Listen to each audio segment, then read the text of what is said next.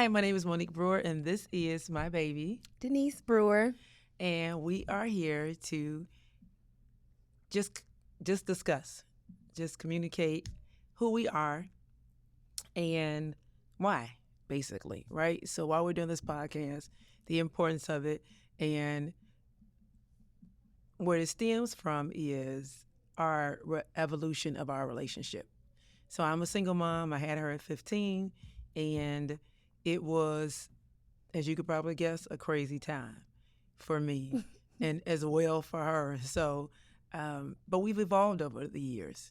We have gotten better. We talk more, and I attribute that all to the grace of God and being intentional in how we move with each other. And so we just want to encourage other mother and daughters or father and sons that if you may have a tumultuous or strained relationship with your mom or your daughter or son, it gets better. There is hope. And so we're going to start just asking each other some questions about our journey. So Here we are, right. live and full effect. Okay, you want to start, So- Mommy? Yes. So what are some of your earliest memories of us together, and how do you think they have shaped who you are today? Our earliest memories, you want good? I'm gonna give Either you. one.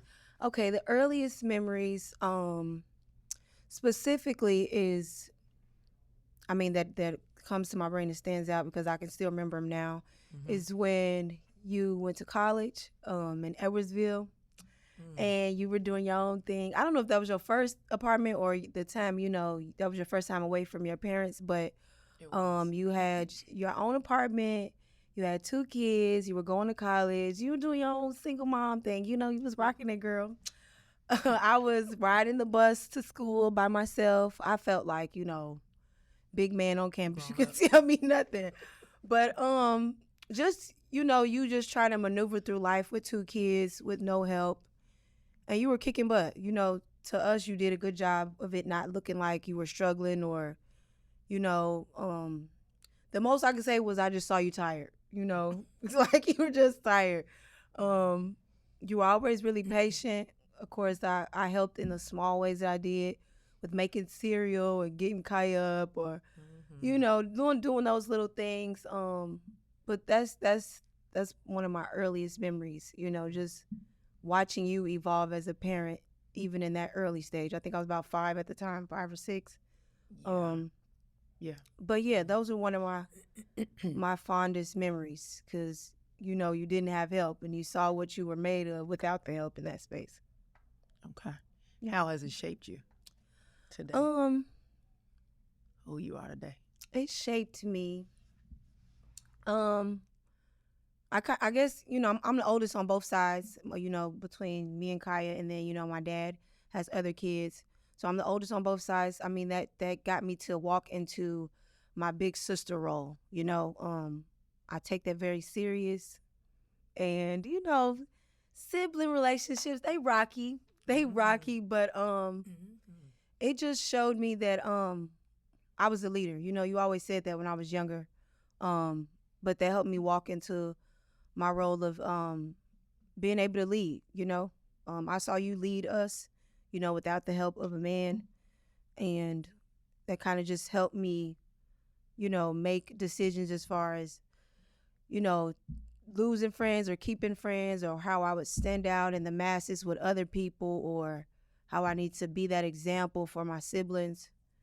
And, I still want that. That's, a desire of my heart. So that shaped me into being a leader, watch you lead. And, it's just trickling down onto us.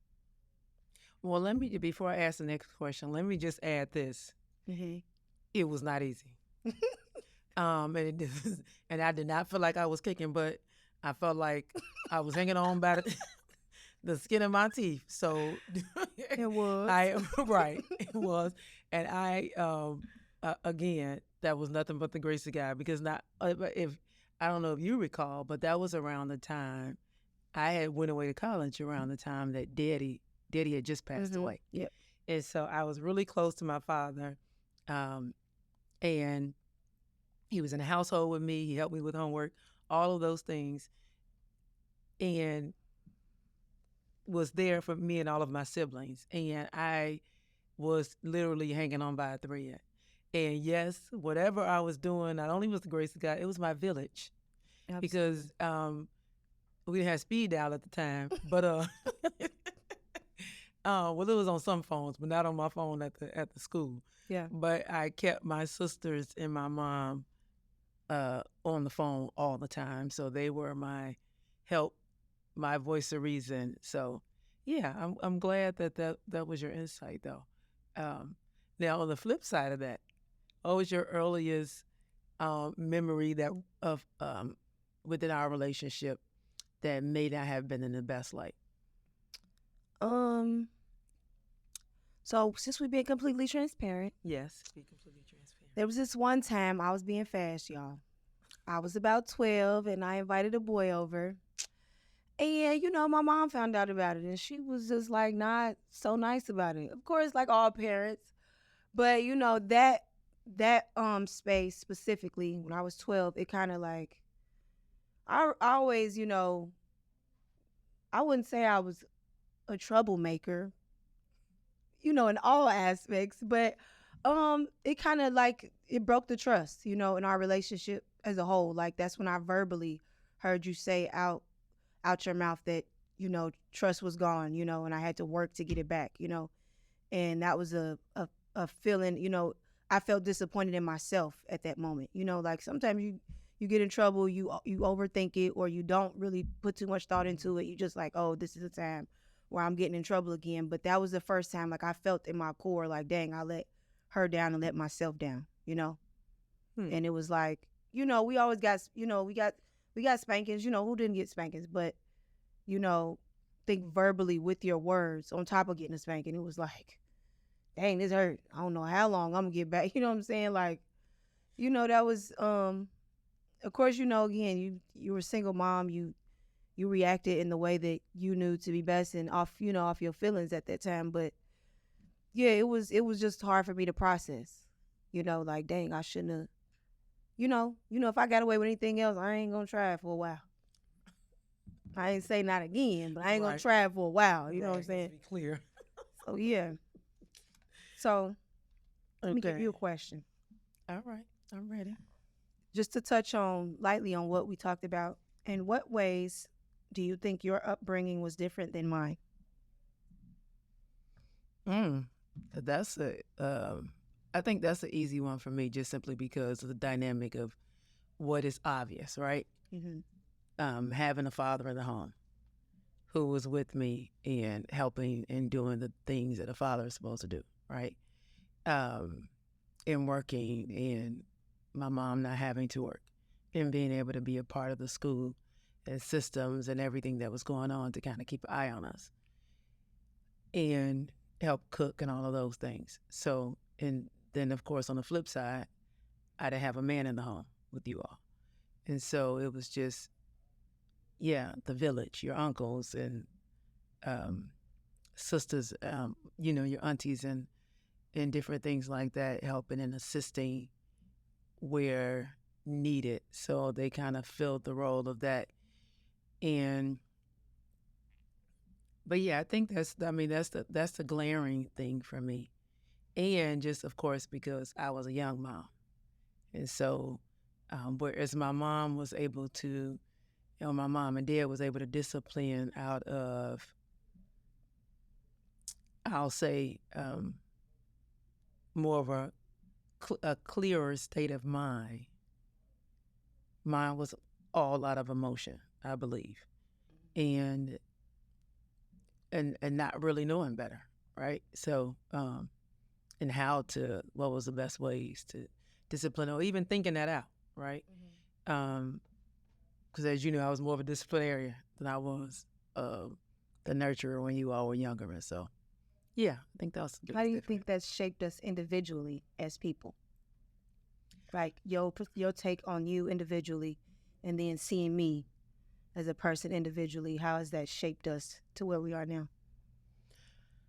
Oof. On the good side, it has. I think it's helped you all with loving each other, right? Regardless, because even now, I know you and a couple of your sisters aren't on the best terms, right? But I've never gotten a sense from your side, or at least from um, your sister with me, is I've never gotten a sense that you all were just completely done with each other. I've never had that feeling. I don't like when you all argue. I hate when you all aren't talking. It grieves my spirit. But I do I get that there's still loyalty there. That even though you all aren't talking, if your sister was to call you today and crying or saying she really needed something, you would be on it. You'd be trying to find out, how can I fix it? How can I? The negative side, I think, it shaped you all in the sense of, and there's a couple of different dynamics that shaped you all in that way, right? Yeah. Not just being brought up with a teen mom, but also not having fathers who are readily available. Right. Right. And so then there comes the anger. Yeah. And not really in moving out of emotion. Right. So I feel like when you all take care of things, or even as I hear you all with the kids sometimes, you're moving out of emotion. And or even when you all have different dynamics with other people. And so that's what I think that you all got in the negative sense of not really handling your emotions well when you deal with identifying what that is. That this is fear underneath this hurt. And so, it's just, that's one of the, right. That's just kind of, that's what it is, right? So, yeah, I don't want to ramble, but go ahead. So, okay. Anything else? You talked about us, but about your upbringing. How did that shape you, having the two parents? What are the pros and cons of that? I don't know if there's, to be honest, I really don't know if there's any cons, right? Let me think on that. I mean, because it's always a good thing to have both your parents in the home. Yeah. Because it's not just falling on one person. They can be fully themselves and show up fully themselves without trying to balance. I need to be the daddy now, or I need to, Okay. I need to balance be the nurturer. I need to be the disciplinarian. Because they had their roles. Right, because they had their roles. So they can fully show up as their authentic selves. Okay. Right? They had each other to support each other in the sense of when there was things going on, they can lock hands in that covenant and pray about it and get an answer on how they needed to move forward. Yeah. And so if mommy was working my last nerve, which she typically was, and I know now because we just had different personalities, I was more of a daddy's girl. So then I could go to daddy and just lay up on him and not even have to say anything. Yeah. Like I could just get up under him on the couch while he was watching SVU just, on his lap or in his face trying to see what he's eating. and he didn't have to say anything. It was just, I'm watching TV with daddy now and I don't have to think about what mama just said. Yeah. So, it was like an escape, kind of. Yeah. And as a single mom, when it's just you don't have that escape. You got nobody to run to. Right. Now, well, I'll say this. You all did have the village to run to. Right. But when we moved to Texas, when you all were teenagers, that's where the challenge really became. Yeah. Because you all had your cousins and your aunties and different things that you all could run to and be like, Auntie, can we come over there and say? And so, but you didn't have that. Yeah. Right. Right now, I can't think of a con as to why, because it'd be different if maybe I had both of my parents, but then one of them wasn't showing up or wasn't there, but they were both actively in our lives until they left this earth. And so, I can't really think of a con. That's good. Mm-hmm. We originally from Chicago, by the way. Yeah, Chi-Town. We didn't bring that up, but when you said move to Texas, they might want to know where we came from. Right. Okay. Chi-Town in the building. Yeah. So you want to go? The 99 and the 2000. Okay. Got something for me?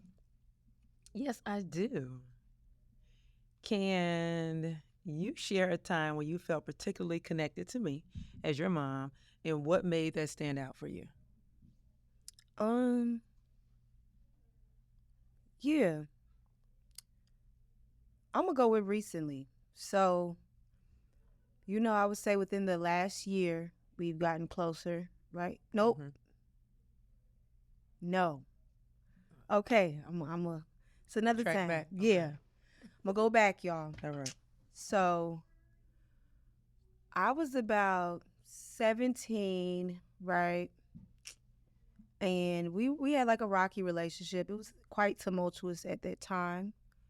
And we didn't talk, I think, for about 6 months, maybe a year. I don't know. It was Yeah. some time that went by. And I left Texas to go back to Chicago to stay with family. And a lot of time had passed. And then I spent Christmas with Auntie Sarita. And she was like, "Your mom got you something." And I wasn't expecting, I don't think me and you had talked either. She was like, "Your mom got you something for Christmas." And I was just taken aback. Like, what? I know she got me. I didn't think she got me anything, because we weren't talking. But when I opened my gift, it was a phone, and I think it had our picture on it or something like that. And we kind of started building on, you know, where we left off. Basically, I just met my child's father, and I was still trying to figure out life. I'm 17, turning 18. I'm still figuring stuff out. Don't really know too much of anything, but it was a rocky relationship with him, and you were in it with me every step of the way. It was like while I was still trying to figure things out and not wanting to come back home to Texas and prove that I can do something on my own. We built from that, from just opening the lines of communication simply with the phone. Like I would call you every 2 weeks, like, "I'm leaving him, I'm done." You know what I'm saying? And I'm storming out the house, and I'm like, "I'm coming back to Texas." And it took about 4 years for me to come around and actually get back to Texas. But we built that over time. I think you had called me and said, you opened me up a bank account, and when I needed like money or something, or advice, relationship advice, you were there, to give it to me. Initially we had talked about, giving unwarranted advice. Sometimes I would just want to vent. And that's when we implemented this rule that we have where we like, sometimes, Mom, I just want to call you and vent and not get no advice back. You know what I'm saying? And it was one of those times where I was calling you to vent, and you were like, "Well, honey, is these one of those times where I can give you advice or not?" You know what I'm saying? And it was just, that was a good time for me. Because, I felt like I was alone, just going through the motions in this relationship. And, I've never really been one to have a lot of female friends or friends at all. It was just me and, my child's father. So, being able to reach out to you with whatever I needed at that time, I felt connected, outside of, trust being broken. You know what I'm saying? It seemed like, it picked up at that moment, you know? So, yeah, that was another time. And can I just add that you all are getting these answers real time, because we have not talked about this. We have not discussed questions. And even though we talk and communicate, like these are specific to certain topics. And so I'm going to try to keep my tears out of it, okay? Please do. But I can't make no promises. Please do. But I can't make no promises. I did not know you felt that. Yeah. Well, that was cool. Yeah. That's cool. Because that was my hope. Yeah. When because I know I didn't always have the words, but what I did want to say, what I did want you all to know as a mom, even though you all irritated me, that doesn't stop my love for you. That doesn't stop me wanting the best for you. I cannot stand situations where the parent is supposed to be the bigger person in a lot of situations like that, and they're just as petty as the kids. Yeah. Like, I ain't gonna call her till she call me. You go low, I'm gonna go to hell. Right. Like, no, ma'am. You'll be burning together. You gonna sit down somewhere. Right. And so that was good. That was good to know. Yeah. I'm glad it did what it was supposed. It gave what it's supposed to get. It did, honey. I was gonna go back to the most recent time, but Okay. that was my initial. I felt connected to you, like as an emerging adult. Yeah. Because you don't have parents and friends. You don't have parents and friends. Well, I know my parent. I know a lot of other parents, but they like to say I'm not one of your little friends. She was big on that. If I'm not one of your little friends was a person, it was her. So at 18, I felt like I could talk to her about certain things. I feel like that's when it started. It was still a process after 18, but that's when she might have considered being a friend and a parent. You know what I'm saying? So yeah. Yeah, because you do kind of have to wait, right? And you do. You can't. Because, y'all don't know how to act when you get two friends. You don't know how to draw the line. It's almost like when Jamari, when you tell him to stop playing, he don't know when to stop. He just keep on going. Yeah. You got to look now. After you get past 18, then you start having those conversations like a friend. But I'm glad we got there, right? Okay, let me go. So, what is one piece of advice you would give your teenage self?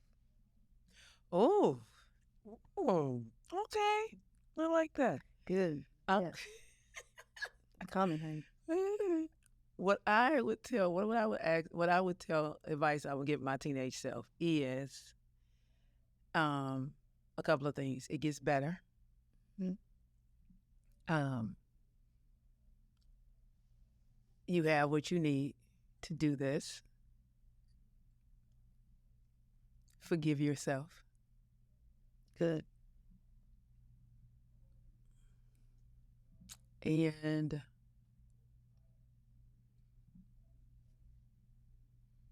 listen to your mom. Because I believe two biggest things: listen to my mom and forgive yourself. Because of course, when you get pregnant that young, there's all the shame that comes with it. And then I ended up parenting out of shame. Yeah. Which affects my children.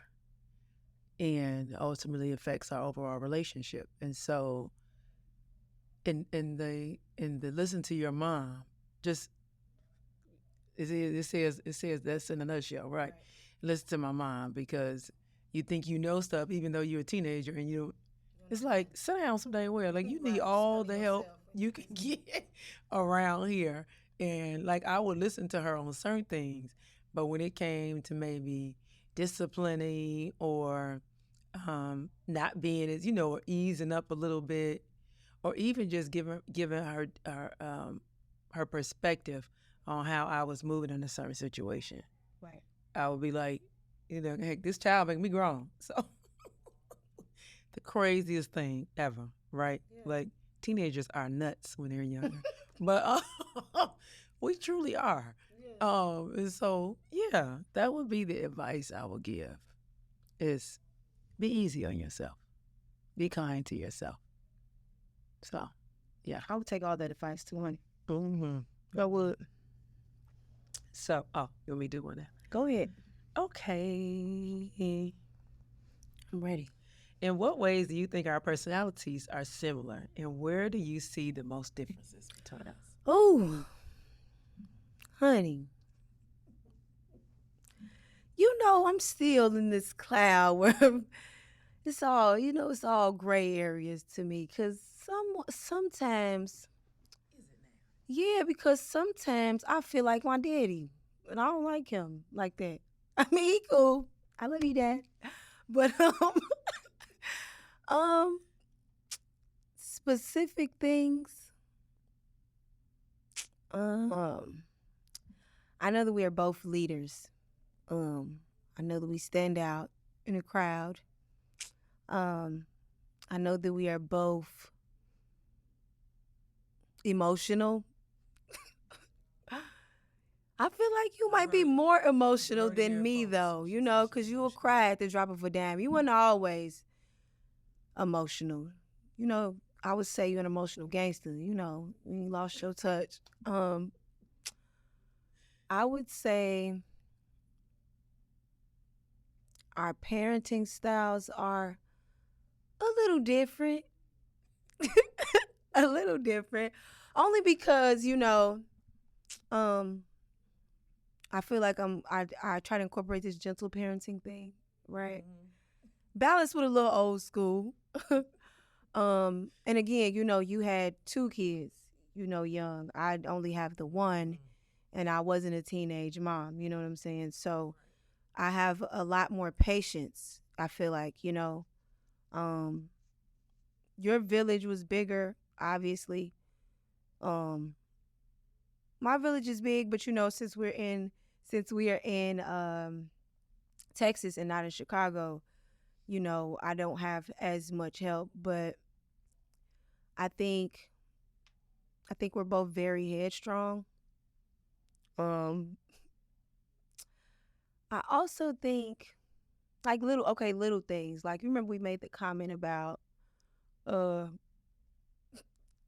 when I was just telling you I was reading this Joseph Prince app, and sometimes I'm not, when you're not in the mood to get stuff done, things like reading. You know what I'm saying? Like, yeah, I think we have similarities in some ways, and then some ways I feel like we're different. I feel like we're different in a lot of ways too. Mainly because of who my father is. Your two parents make up your DNA, and it makes a difference with who you have a child with, because your child will have those qualities. Um, but I feel like we're different in ways that are like, let me see. I want to give you an example. So you seem like the type. Well, I ain't gonna say you seem like the type. You have friends, right? It was easier for you to make friends because you had siblings, right? That's what I feel like. You've had a few friends. I know. But you said that have lasted. It was never easy for me. You don't think it was easy? That's why I didn't have a whole lot, because I was so close to my sisters, and then I really, I'm extremely loyal, and so when other people will come in the picture, then I kind of have my side at them, yeah, and kind of see. But the only reason I became the friends that I have, it started out. My first two friends was at work. Okay, we had been working for a minute together before we actually clicked and started talking. Because first of all, I worked with them. I was in a leadership position. So then that's another reason for me to be leery, hanging out people who would possibly report to me and telling my business all over the job. But yeah, I always felt like I attribute that to Auntie Renee. She made friends all the time. She had friends on the block. She had friends at school. She had friends at the church. She had friends, and I was just like, yeah, I am with these two friends. What's wrong? What's wrong with me? I never really had friends. As I got older, then I started being more open to that, just like with the emotional side of me, like you said, because when I was younger, I wasn't fostering the emotional side of me. I was, you're not going to try me, Monique, and not really being aware of how I was feeling about things and expressing them without feeling like I was a punk, right? But as I got older and realized it's strength in showing your emotion in a situation and being vulnerable, then I started being more open to that. So which is why I don't have a problem with crying if the mood hits me. And so it's the same thing with those relationships and friends, because I'm more open now to, okay, Monique, you don't have to everybody, and I don't know why that is, because I didn't have any trust issues coming up, right? I was just really protective of my family. And people who came in, was like, we had a couple of, mommy and them had a couple of fake adopted kids, that would just kind of latch on to the family that was friends with our siblings. But I was just always like, you ain't come over here, Renee couldn't call some, or it's Vania or whoever. They couldn't be like, oh, this like my little sister. Who? You only got 5 sisters. So very protective, territorial. Right. So, yeah. And then I realized Auntie Sarita was the same way. And so it was just, but I ain't make friends fast at all. Surely did not. Okay, well, I'll say you know how to keep them then. And honestly, I see it's hard to see similarities in us when I'm not like aligned with God how I should be, if that makes sense. You know? Yeah. Cuz it's like I feel like I can see more of myself in you when I'm connected to him. If that makes sense. Yeah. You know? Yeah. Like, okay, you know I'm how glad you unpacked that because I'm like, yeah. I could kind of Only see. because I say that because okay, so when I was doing my own thing and before I you know had this spiritual awakening, I guess I got locked in with God more than I have in the past. I looked to you like kind of like you know how some people look up to their parents. I look to you in that sense. Like I spent all them years cutting my eyebrows off, trying to find my way with makeup, doing my own thing. You know what I'm saying? And I guess it was a um a self-esteem thing too, like just all the stuff that I went through in the past. It made it hard for me to even see myself, you know, or how people see me. You know what I'm saying? Like, Yeah. you know, like beautiful, smart, leader, all these things that I was hearing all this time. I didn't really see it until you know God took those blinders off, and then I looked at your eyebrows, and I'm like, we probably got the same eyebrows. Let me take this stuff off. You know what I'm saying? And it was just like, if she looked like this, then what? You know what I'm saying? It was just like I compared us in that sense. Like, I think yeah, it was just hard for me to see a lot of similarities when I'm not where I want to be. If that makes sense. Yeah. You know what I'm saying? Yeah. Because it's like you giving me a blueprint with all the things that you doing, right? And I see you starting a business and crushing all these goals. You know what I'm saying? Helping these parents. You finding your way, and it's like I have that in me. You know what I'm saying? Right. Does that make sense? Yeah. You know what I'm saying? Because I see like I don't see you dropping the ball on some stuff. You know, everybody be stressed. You know what I'm saying? But you consistently shooting rapid fire. It's like I'm not that consistent. I'm gonna get there. You know what I'm saying? It's not all lost for me at that moment. But you know what I'm saying? It's hard to kind of gauge that. Well, would you like my insight on our Go personality? ahead, honey. Go ahead. I think that we have a lot of similarities.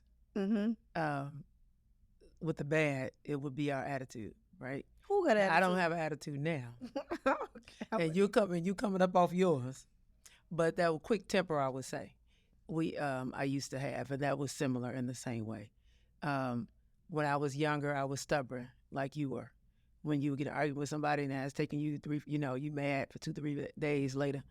The positives is, I think that we have the same sense of humor.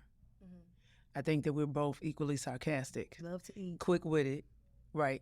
Love to eat. You know, jazzy, sassy. I think that, like to your point, we both headstrong and leaders. I think that we have similar. Did I say sense of humor? Yes. Okay. So we have similar sense of humor, and just in sometimes how we move in regards to the details of a thing.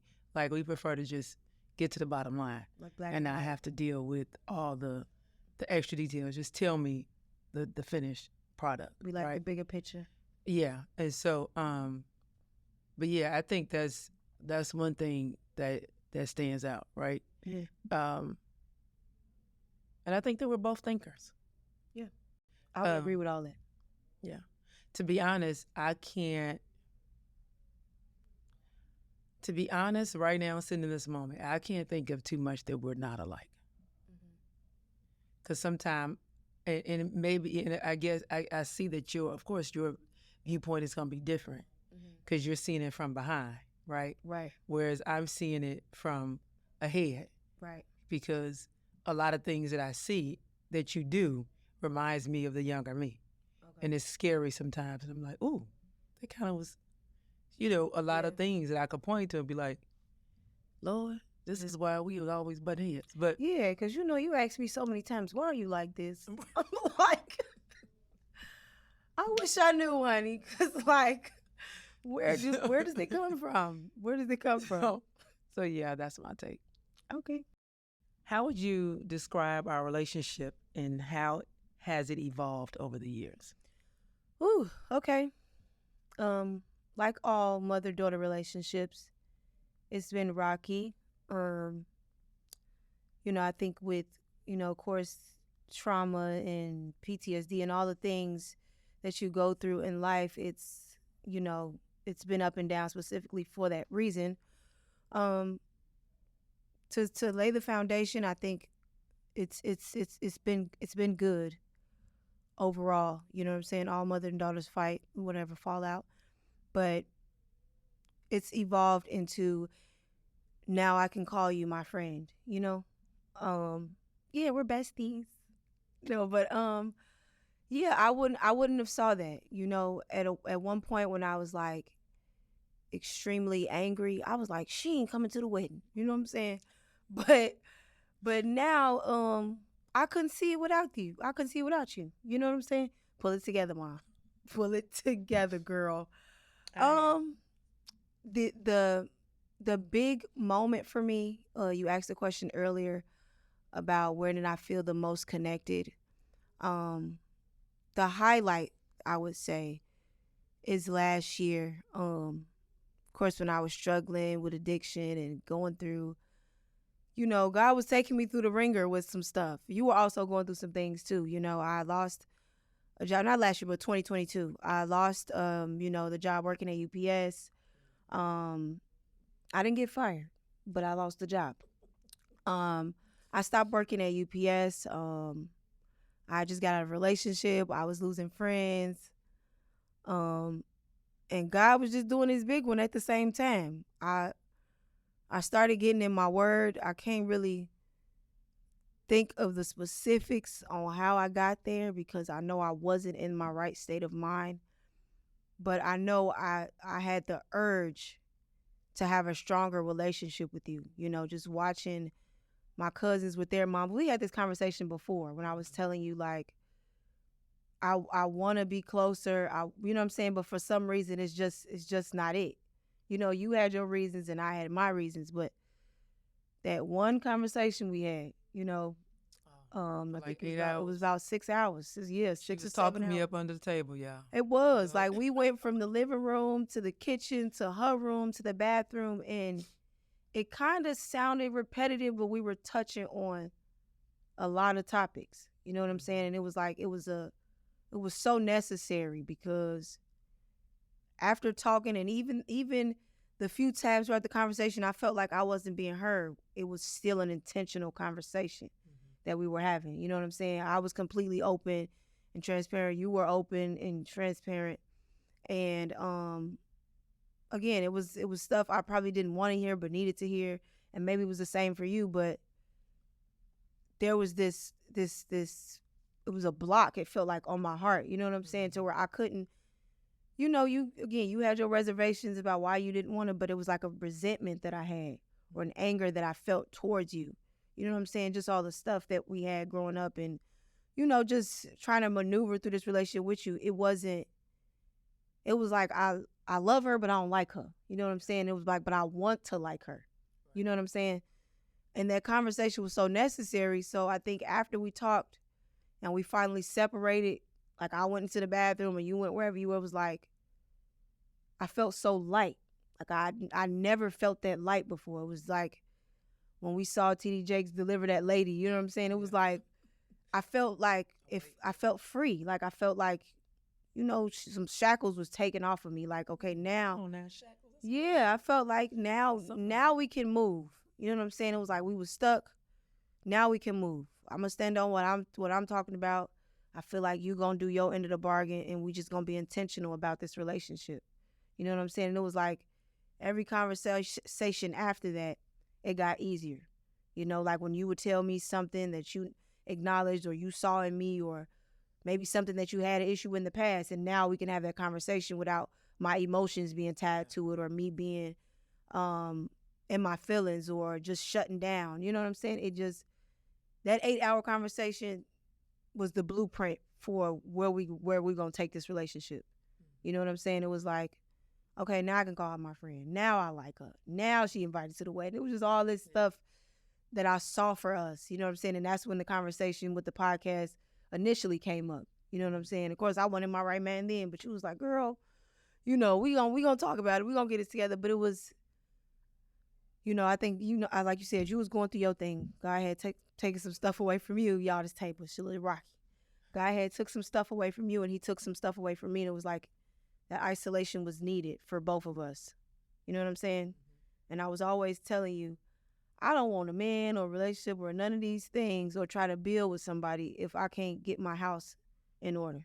You know what I'm saying? Like, I would rather build with you and the people that I love and connected to, and then try to find love elsewhere. Because it seemed like everything I was trying before that was like down the drain, or it just didn't make sense to try to build, outside relationships if my relationship with you wasn't where it needed to be. Yeah. You know what I'm saying? I just want to touch on a couple of good points there. That first thing, that was a whole word. Having a relationship with anybody else until your house is in order. And that'd be different if it was a toxic type of where I wasn't willing, right? Mm-hmm. Or vice versa. If somebody's not willing and you want to be able to get your house in order first, right? Right. I think that's wisdom, and it shows growth. And also, to your point, I think the piece about the weight being lifted because you were holding on to things that had accumulated over the years. Mm-hmm. And I think that's a good note to a point to make from either side, right? Who's ever within the relationship, to check your heart. Yeah. Posture. Give that to Daddy so that he can reveal some things to you. Message. About about why, that if it is you, because sometimes we don't even know it's us, right? We're walking around bleeding all over people and we don't know it's us, right? Mm-hmm. And so I think that is important to give to Daddy and say, hey, what is it that I need to be identifying? Or if it's me, show me, right? Because as you said, once we had the conversation, it helped you kind of breathe. Mm-hmm. Basically. So thank you for sharing that. Yeah, that was a good question, Eddie. Mm-hmm. That was a good question. Okay, so what's your last question? What's your question? We kind of touched on this briefly, but what is one or a few things you would like listeners to take away from this podcast? What I want listeners to take away? Yes. Oh. What do you want them to get out of this? 3 things I would like listeners to get out of the podcast is to be kind to themselves. It takes time. Mm-hmm. I would like them to find to relate, to be able to relate to what we're discussing and identify, if we can do it, that there's hope for you and your situation, right? And I think the third thing would be encouragement, that you will walk away feeling encouraged and empowered to be intentional about your relationship. Mm-hmm. So that would be it. So word right there. I'm going to agree with all 3 of those points. Right. Y'all been a big help. Okay. This is a space that we wanted to create for not only us, but for the people watching, to touch on, like she said, just to be encouraging to yourself, just to be transparent also with trying to build, and also just to give you guys hope, because it's not going to be easy in the beginning, but it works. You all don't have to kill each other, right? So part. Like and subscribe to our channel and see more episodes coming from us soon. Thanks for joining us.